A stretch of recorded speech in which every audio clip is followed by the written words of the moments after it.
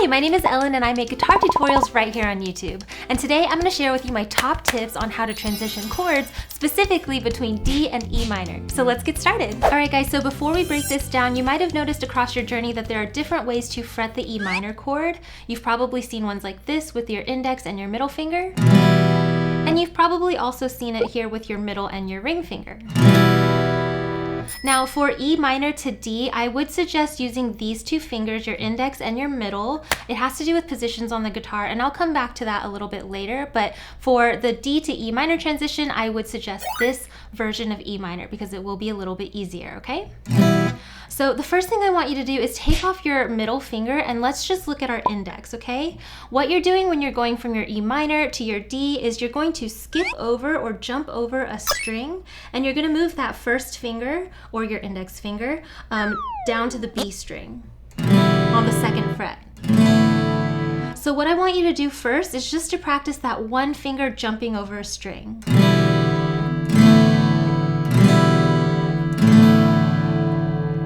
Once you've practiced that enough and you can confidently jump that over and not miss it, then let's go ahead and add our middle finger, okay? So now we're gonna fret the entire E minor chord.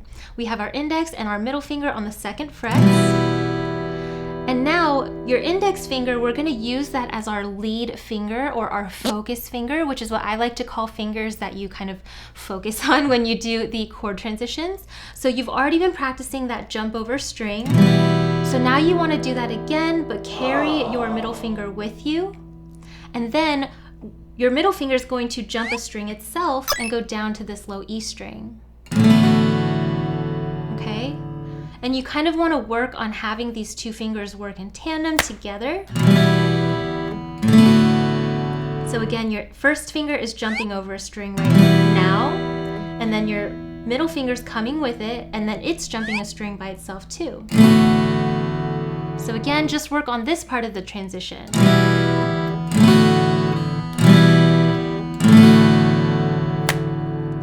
Once both your first finger and your second finger, or your index and your middle, can do this successfully, now we're gonna add in our ring finger, okay? So going back to that E minor, my ring finger is gonna be kind of hovering around here this entire time, just so it's ready to kind of land where it needs to. So for this D chord, we now have our first finger and our second finger down, and your ring finger's kind of just hanging out over here. And you'll notice that when you have your other fingers in this position getting ready for that D, your ring finger's naturally gonna be wanting to like kind of be over here. So we're gonna take advantage of that, and as it's hovering over this third fret area, you just want to focus and make sure that it hits that B string. Okay? So now we go back and forth from our E minor to our D. So if you took the time to focus on your first two fingers, adding the ring is the last thing that you need to just concentrate on now.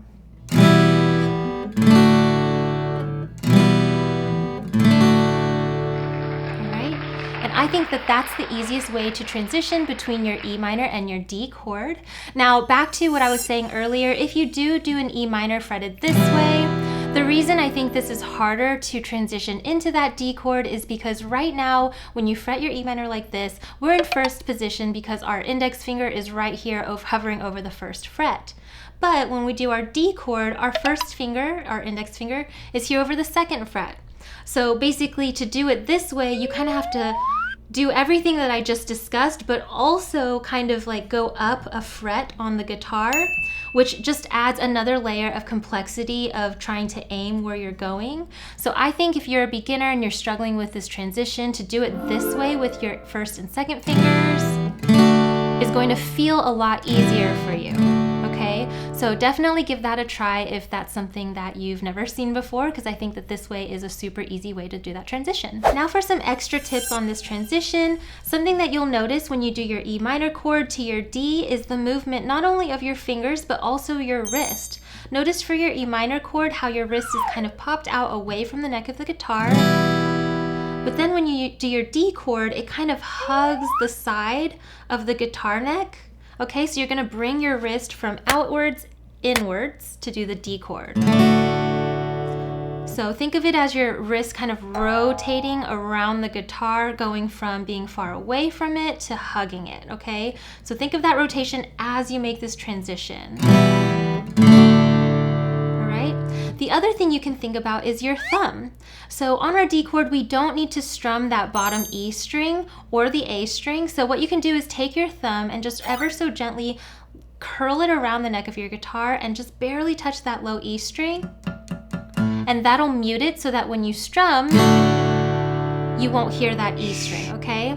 And this kind of goes with the rotation of the wrist also. You notice as you rotate to get to that D, your thumb's naturally gonna kind of come over the top of the guitar a little. So you just wanna utilize that to mute the E string. Like I said earlier, I always like to choose a focus finger whenever I'm looking at different chord transitions. And for this particular one, I would use your index finger as your focus finger, meaning you want to kind of aim with it every time you land your fingers down for a chord shape. You want to make sure that your index finger is in the correct spot, and hopefully your muscle memory will develop in a way that your other fingers kind of just follow suit. So my focus finger is my index. If for some reason you have a different focus finger that tends to land first or tends to never miss where it's going, then go ahead and practice around your focus finger. As long as you're consistent about which finger you're focusing on, it should help with your chord transition speed over time. Now these last two tips apply to any chord transitions, but it definitely applies to this as well, which is as you fret these chord shapes, remember to take your fingertips and scoot them as close to the fret wire as that's closer to you as you can, because the further away you are, the more you'll hear this kind of buzzing sound. So just scoot it up to that fret wire so you can get a clear sound, and that applies to the D chord as well. You want to take your index and your middle finger, scoot them next to that fret wire, and your ring finger needs to kind of stretch to get to the closest part of this fret wire as well. All right, otherwise if you're playing down here, you might hear some buzzing or some muting. So definitely move your fingers up towards the frets. And then the last thing I have to say is to make sure that your fingers are not lifting too high off the fretboard as you make these transitions. If you kind of do I'm exaggerating a little, but like if you do a bigger motion like this, there's just more room for a margin of error to occur because you're kind of lifting your fingers far off the fretboard and they have just that much more distance to go in order to land where they need to make the transition. So as with any chord transition, you always want to make these as small of a movement as you can, okay? Barely lift them from the fretboard. You'll notice a lot of really talented guitarists look like they're barely moving their hands between a lot of chords, and that's because they've had years of practice of making this a very small motion. So definitely keep that in mind as you make this transition as well. Now that you know my specific tips of how to make this transition between these two chords, let's take a minute to talk a little bit about the process of learning. So as a beginner, the first thing you want to focus on is to make sure that you have the finger dexterity needed to form both of these chord shapes.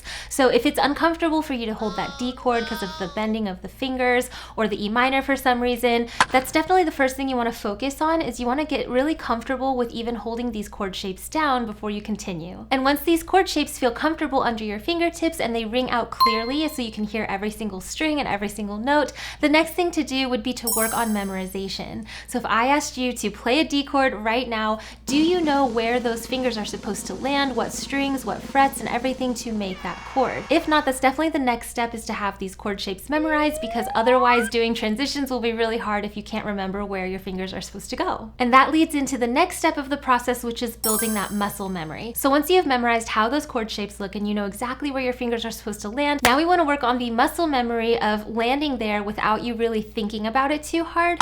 A lot of beginners will build their chords one finger at a time, which is totally fine when you're just starting, but eventually you want them to all land at the same time to make that chord transition faster, and that's where your muscle memory is going to come into play. So the best way I can convince you to get that muscle memory down is to use a metronome. Ask any musician out there, a metronome is going to be your best friend to develop the back and forth that you need to get chord transitions like D and E minor down. So that's actually where part 2 of this video comes in. In this video, I showed you exactly the minor movements that you can kind of focus on to make the transition, but once you can do that, now it's all up to you and building up that speed. So that's where we're going to use our metronome, and I have an entire practice with me video where we build the skill in real time together. We'll start out really slowly and then gradually speed it up until you can finally nail that D to E minor transition with confidence.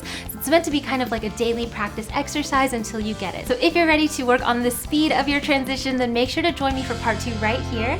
And thanks so much for watching. Bye.